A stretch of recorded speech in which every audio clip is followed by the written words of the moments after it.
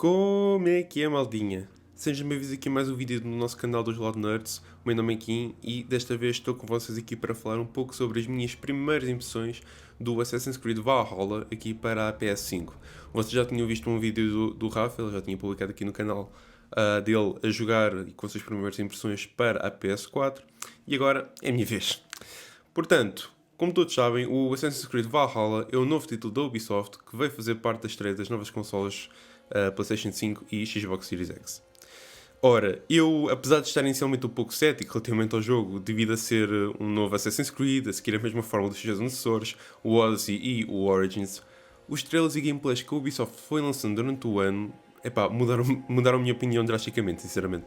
Mostraram um mundo repleto de cores, cheio de vegetação e vida, centrado nas terras da Inglaterra, com vistas espetaculares e com um maior foco na história e seus personagens, que eu pessoalmente foi um fator que eu senti bastante falta na parte do Odyssey.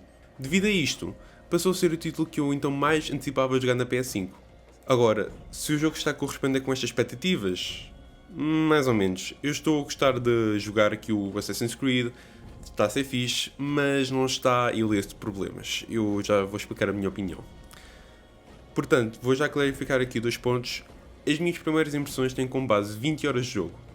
Sim, neste Assassin's Creed, com o seu tamanho, a sua longevidade, 20 horas continuam a ser consideradas as primeiras impressões, pelo menos na minha ótica. E sim, tenho imenso para dizer. E, segundo ponto, eu vou evitar falar de spoilers aqui da história, para quem pretende experienciar a história do zero, e o gameplay que vou estar a mostrar aqui durante o vídeo será apenas de exploração e possivelmente algumas sidequests pelo meio. Sendo que sidequest não é exatamente o termo correto para o jogo, mas já vamos chegar aí. Portanto, começando pela primeira sequência de introdução. Provavelmente foi uma das minhas favoritas sempre desta saga. Foi surpreendente cinemática, deu-me algumas vibes da introdução do Assassin's Creed Unity, a qual eu adorei também, e estabelece perfeitamente o passado de Eivor. Após essa sequência, é-nos dada a opção de escolher jogar Eivor no sexo masculino ou no sexo feminino, ou então deixar o Animus escolher por nós. Ora, eu escolhi esta terceira opção por curiosidade, porque queria perceber como é que isso iria funcionar. E por acaso devo admitir que foi algo que, passado umas quantas horas, ok, surpreendeu-me. Sem entrar em grandes detalhes, a escolha que o Animus faz do género de Eivor, se é masculino, se é feminino, não é toda aleatória, é completamente arbitrária e vai acontecendo em pontos específicos do jogo. E, na minha sincera opinião, é a melhor forma de experienciar o jogo como a equipa da Ubisoft assim o entendeu. A sério, malta. Mas continuando. Imediatamente após essa sequência de introdução, começamos a jogar com Eivor com a liberdade de explorar inicialmente Noruega, tanto em terra como no mar, com secções de combate pelo meio. E foi aí que tive o primeiro pensamento negativo aqui do jogo. Negativo mais ou menos. Eu, por um lado, estava maravilhado com a fluidez na exploração, as grandes vistas que de facto os trailers tinham prometido, mas o combate parecia repetitivo e pouco polido. Apesar de algumas animações viscerais e bem realizadas, não sentia grande gosto em combater. Inicialmente eu descartei essa possibilidade por ser falta de prática e de precisar de algum tempo para me ajustar. Foi o que aconteceu pelo menos com o Odyssey, por exemplo. E apesar de eu eventualmente me habituar, de facto, essa sensação de quase aborrecimento a combater continuava em mim. Acho que isto se deveu a imensas mudanças que fizeram, não necessariamente ao combate, mas sim à progressão do nosso personagem, no que diz respeito nomeadamente a técnicas e habilidades de combate. É preciso imenso tempo para desenvolver o nosso combate e até lá seremos forçados a utilizar as mesmas técnicas vezes e vezes sem conta. E tendo em conta a longevidade do jogo, não vão ser poucas horas. Ora, isto aqui é uma crítica que se aplica mais à parte inicial do jogo. Estão a ver? As primeiras, e quando digo inicial, será tipo as primeiras 10 horas, talvez, do jogo, até comecem a tomar o gosto em combater, porque vão adquirir novas habilidades e vão conseguindo começar a brincar mais com isso. E o combate vai ficando cada vez mais variado à medida que vocês vão evoluindo o vosso personagem. Por um lado, torna bastante mais recompensador no final essa sensação de combate, essa sensação de progressão. Mas é um pouco chato a parte inicial, para ser sincero. Eu estava a jogar mais pela história e ver onde é que aquilo ia dar e explorar o mundo e querer ver o que é que ele tinha para oferecer. Mas quando chegava às partes de combates ficava um pouco... Ok, bora lá passar isto para continuar. Não estava a ser a melhor experiência. E, por exemplo, no Odyssey e o Origins até nem era bem assim que acontecia. Porque nós tínhamos muitas habilidades e muitas formas de ir brincando com cada situação de combate. Mas pegando agora num exemplo bastante recente, eu desbloqueei agora a habilidade de mandar de volta projéteis que os inimigos nos mandem. Por exemplo, agora acho que até tenho aqui gravado, eu estava a lutar contra um mini-boss, vamos dizer assim. Um mini-boss, um soldado que é bastante forte e com um escudo impenetrável, digamos assim, e é bastante difícil derrotar com poucas habilidades. No dia em que eu desbloqueei essa, tornou-se uma experiência completamente diferente, porque eu senti que estava à altura, apesar de ele estar a um nível acima de mim, eu sentia que estava à altura de conseguir lutar contra ele. Em primeiro lugar, essa animação é muito badass. Imagina, o soldado manda uma lança e o tipo pega na lança e manda-lhe de volta. Isso aí é mesmo over the top, mas over the top num ponto positivo. E conseguir fazer isso após tantas horas de jogo, por um lado torna-se gratificante, mas por outro, durante aquelas horas foi uma experiência quase secante em termos de combate. Portanto, eu acho que a malta vai ter que forçar um bocado, pelo menos nas horas iniciais, em termos de combate, para conseguir começar de facto a desfrutar dele. Mas, para compensar essa experiência de combate inicial, temos a história, que neste ponto está-me a surpreender pela positiva.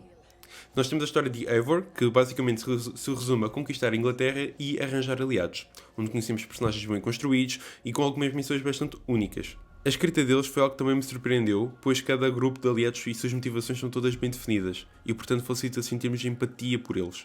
Portanto, um ótimo ponto para a Ubisoft.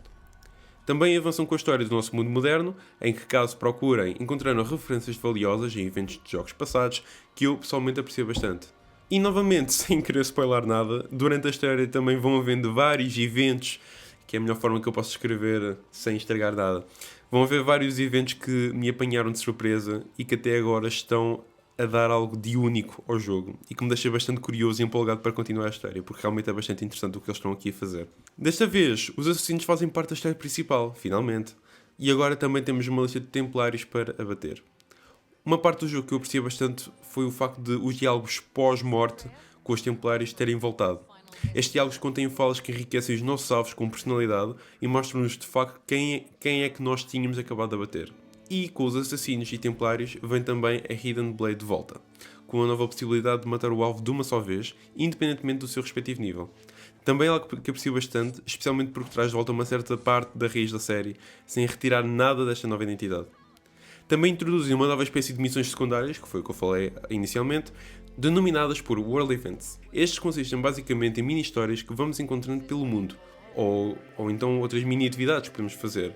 Desde participar em lutas ilegais dentro de uma igreja, até a consumir cogumelos alucinogénicos. Apesar de haver uma grande parte de histórias que vão mais para o lado ridículo, algo que foi propositado pela parte do Ubisoft, eles já admitiram isto em entrevistas, tem como contraste outras histórias mais tocantes e emocionais que ficam na memória. Vou falar aqui de uma em específico que tocou-me bastante, que foi um soldado que nós encontramos no meio do nada, que tinha um machado enfiado na cabeça. Ele não estava propriamente ciente que tinha um machado na cabeça, sentia que tinha uma ferida apenas, uma ferida pequena, mas que nós, assim que lhe dissemos, olha, tens aí um machado na cabeça, ele pediu-nos para tirar. E enquanto nós decidíamos ou não tirar, ele começou a falar da família que tinha à sua espera, da sua vida, e estar a ouvi-lo falar da sua vida enquanto nós nos estávamos a preparar para executar a sua morte, foi algo que marcou. Foi algo que marcou sem dúvida. Foi um pequeno momento, isto não foi nada cinemático nem nada, foi apenas ali um pequeno momento em que eu estava a ouvi-lo falar e estava pronto para carregar no botão, ou estava a preparar-me para carregar no botão para o executar. Foi algo que ficou na minha memória. Mas continuando, a Ubisoft também introduziu aqui uma nova mecânica, ou melhor,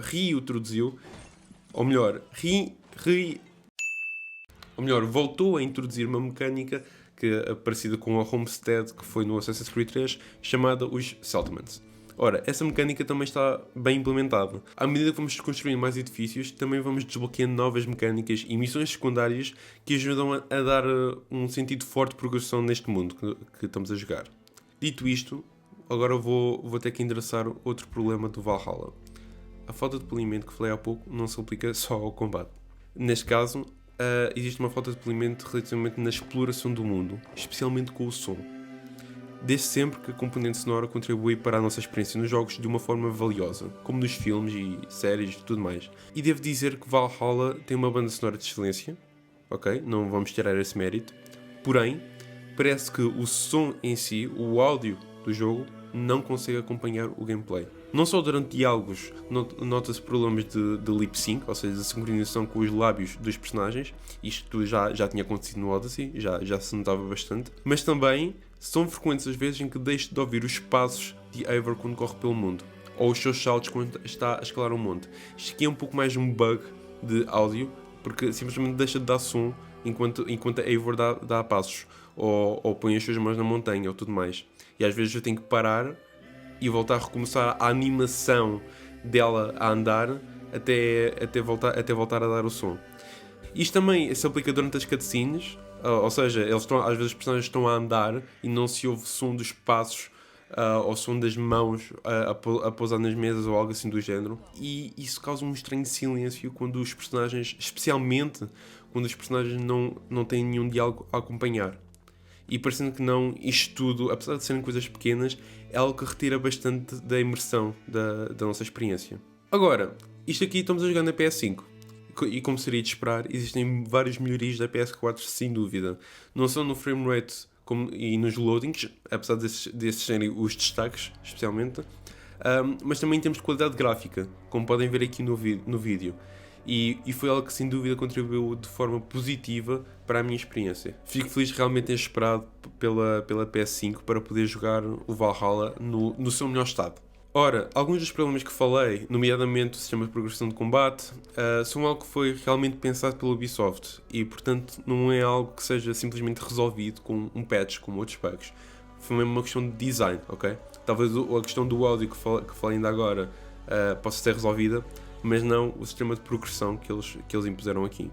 Mas, dito isto, apesar destas críticas todas, eu continuo a querer voltar ao jogo.